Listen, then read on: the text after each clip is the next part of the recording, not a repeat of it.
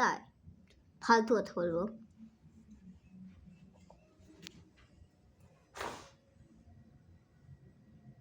হয়ে গেছে, ডান।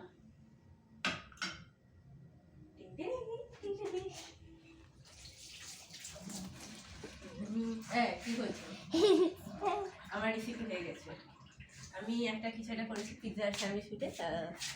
মিমু মিমু মিমু না, মিমু আমি তো দেবো না, দেবো না। ঠিক আছে দাদি তাহলে কেন আমি দেবো না,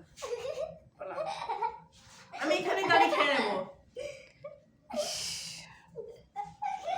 এই আমাকে দিচ্ছে কি করবো?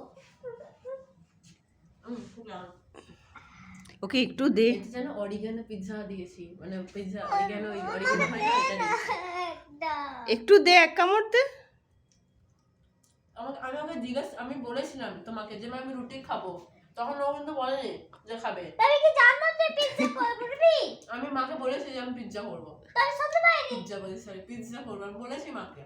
আমি জানি না, তুই শুনেছিস? আমি শুনিনি, মিথ্যা কথা আমি শুনিনি, আমি জানি তুই শুনেছিস। আমি শুনিনি। আমাকে একটু দে না।